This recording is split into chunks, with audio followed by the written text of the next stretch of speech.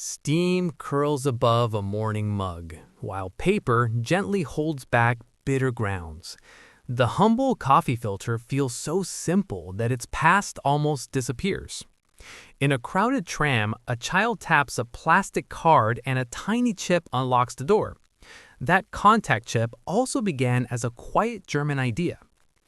Even music in your earbuds, squeezed into small files, carries an echo of German code that once changed how sound could live inside daily life. People picture fast cars, strict rules, tidy streets, yet German tinkering hides inside ordinary hands and pockets everywhere. These 18 hidden creations show one country reshaping breakfast, travel, work, play, still rarely receiving global credit or headlines. Later, scenes around you become strange. Hidden on countless breakfast tables sits a quiet German breakthrough, the paper coffee filter. In 1908, in a flat in Dresden, a housewife named Melita Benz grew tired of bitter grounds in her cup and pressed blotting paper into a metal cup, punched a few holes, and poured hot water through. Before that, people boiled loose grounds or used cloth bags that stayed dirty and oily. Her simple paper cone lets water pass while the tiny bits stay trapped above. This made home coffee smooth, fast, and clean for families and cafes. When you drink from a clear mug, you hold her small act of kitchen rebellion. Yet another desk object tells the same story of patient order. Perhaps the most overlooked tool in any office is the humble ring binder. Around 1896, a clerk named Louis Leitz worked in a workshop near Stuttgart, drowning in loose papers that slid from tall stacks. Before his idea, documents lay tied with strings or pressed into heavy books that never opened flat. Leitz cut sturdy covers, fixed metal rings inside, and punched holes in sheets so they could click in and out with ease. Pages now stand upright, sorted, and safe from dust. Each time you snap a binder shut, you echo that wish for calm inside chaos, though the name behind the click stays almost unknown.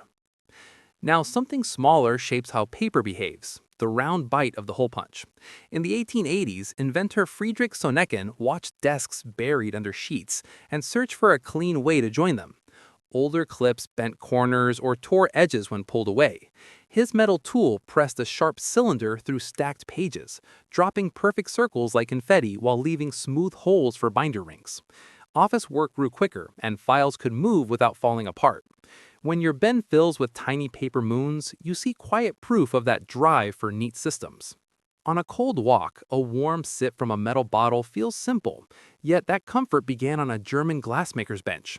Around 1904 in Berlin, Reinhold Berger took the fragile lab vacuum flask and turned it into a sealed bottle for daily bags. Before his change, that thin glass stayed on stands in quiet rooms, never on school trips or building sites. His double wall, screw lid, and sturdy case kept heat trapped for hours, so every twisted thermos cap now echoes that hidden workshop moment. Soft stacks of clean shirts also carry a German trace. In 1907 in Dusseldorf, the firm Henkel released Persil, a self-acting powder that mixed soap with bleaching salts. Earlier wash days meant hard bars, red hands, and endless rubbing on boards. The new grains foamed in warm water and let oxygen bubbles loosen stains, so baskets grew lighter and yards slowly lost the sharp smell of lye, a shift you still repeat whenever you tip bright detergent into a spinning drum. In many flats, the loudest helper lives in a toolbox, not a cupboard. In 1895 in Stuttgart, brothers Wilhelm and Karl Fein shrank heavy workshop drills into a compact hand machine with a small motor and trigger switch. Before their design, drills stood bolted to benches. Wood and steel had to be dragged to them. Now the spinning bit follows people up ladders and into attics, turning shelves, repairs, and DIY dreams into quick work, while the deeper German habit behind it keeps spreading into play and sound. In a child's sleepy arms, a soft bear can feel timeless, yet that comfort has roots in a small German town. Around 1902 in Gingen, seamstress Margareta Steiff stitched tiny felt animals from her wheelchair, and her nephew Richard sketched a toy bear that could move its arms and legs. Before this, most toys were stiff wood soldiers or china dolls that broke with one fall. Their jointed plush bear with button in the ear was gentle to hold yet strong enough for rough hugs. That mix turned it into a night guard for children across the world. When you glance at any worn bear on a pillow, you touch that quiet German workshop story, and sweets nearby whisper the same link between care and fun. Perhaps the most cheerful German export never stops bouncing in bowls: the gummy bear. In the early 1920s in Bonn, candy maker Hans Riegel boiled sugar, fruit flavor, and gelatin into bright, dancing bear shapes that shone like glass but bent under your teeth. Before his treats, hard candies dominated, lasting long but offering little play for the tongue. His soft figures could wiggle between fingers, line up on a table, or vanish with one bite, turning candy into a tiny game. Each time you tear open a bag of rubbery bears, you repeat that wish to mix joy, color, and order in one small chew. Yet even gardens hold a firmer, older cousin of these smiling creatures.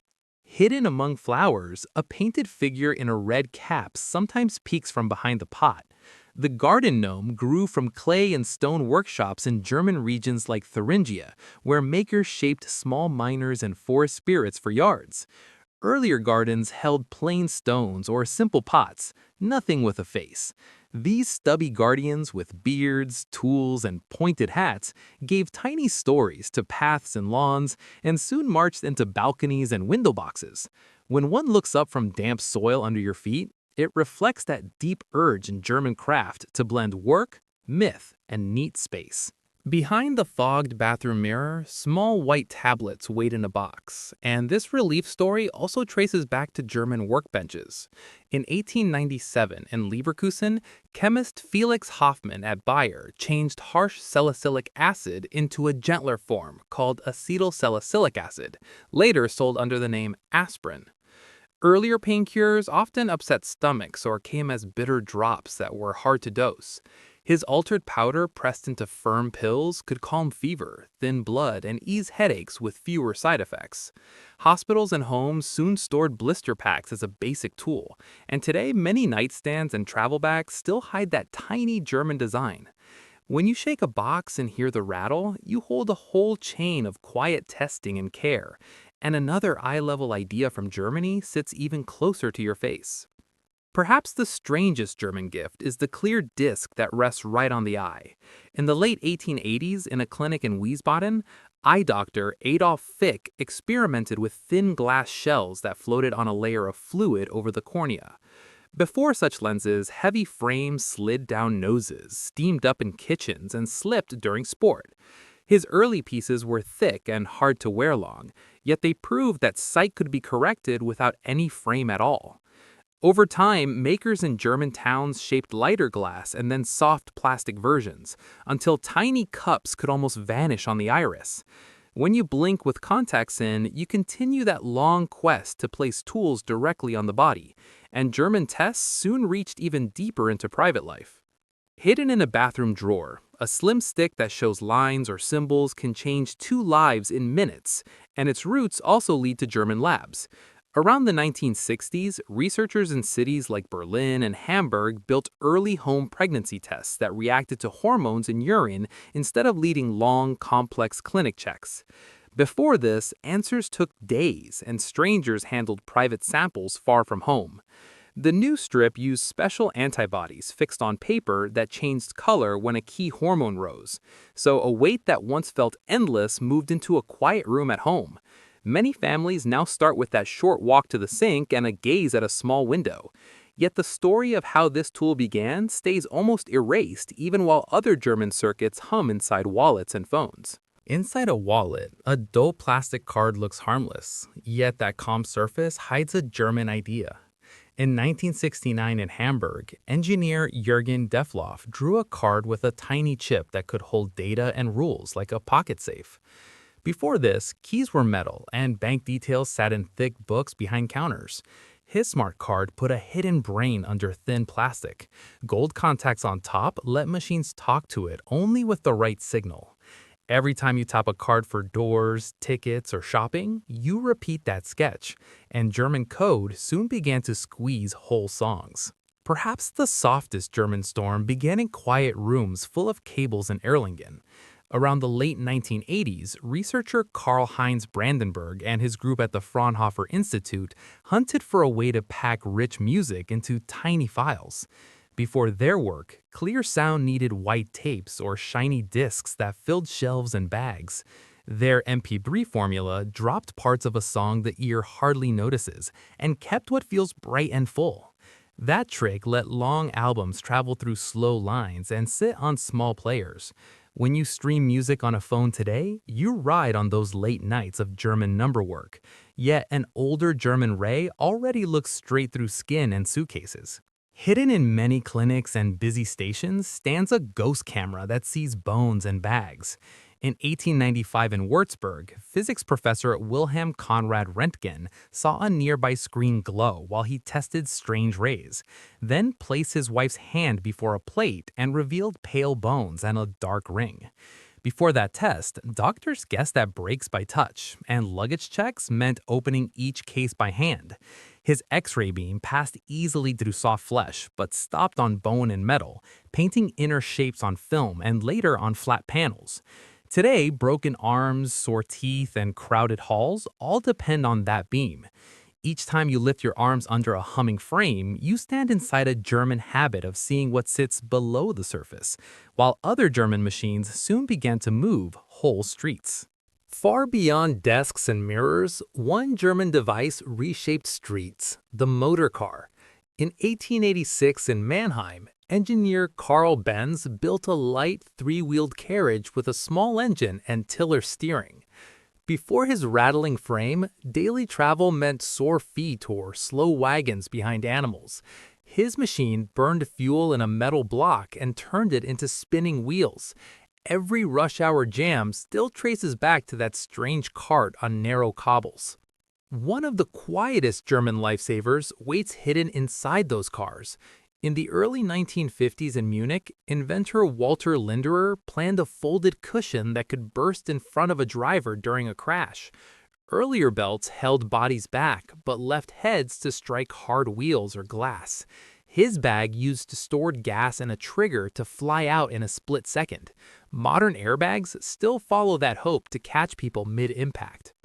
Beyond private wheels, a different German track carried crowds together. In 1881 near Berlin, engineer Werner von Siemens laid rails along a road and fed power to a tram through an overhead line. Before that line hummed, streetcars meant sweat, smell, and slow hills. His electric tram linked homes and markets. Each bell's ring still marks that shift in city motion today. Across these stories, a clear pattern surfaces. German ideas often start from small, sharp annoyances: bitter coffee grounds, loose papers, sore feet, fogged glass, tangled wires. Inventors there look at tiny pains that most people accept and quietly ask how to remove them. The result is not showy art, but tidy fixes that slip into daily habits and almost vanish. Another thread ties them together: trust in systems. A filter needs a cone holder and kettle. A binder needs holes and shelves. A car needs roads, fuel, and shared rules. Many German tools do not stand alone. They fit into wider networks so that streets, homes, clinics, and tracks run in step. This love of structure turns private tricks into public order. Seen from outside, this can feel invisible. You meet cars, pills, toys, cards, music files, yet rarely see the workshop names behind them. What first looked like random gadgets now shows a steady habit: reduce friction, protect bodies, store memory, guide crowds. By noticing these 18 hidden inventions, your own room starts to glow with quiet German fingerprints. From coffee filters to electric trams, these 18 creations show how German minds slip into daily life, shaping mornings, journeys, games, health, and music. The big insight is simple. What feels ordinary around you often began as someone in Germany quietly fixing a tiny problem with patient care. To keep spotting hidden roots like these, stay with this channel for more slow, detailed walks through German culture, history, and invention. Subscribe, share the story with a curious friend, and keep watching for the next time a familiar object suddenly points back to a workshop you never saw across your world.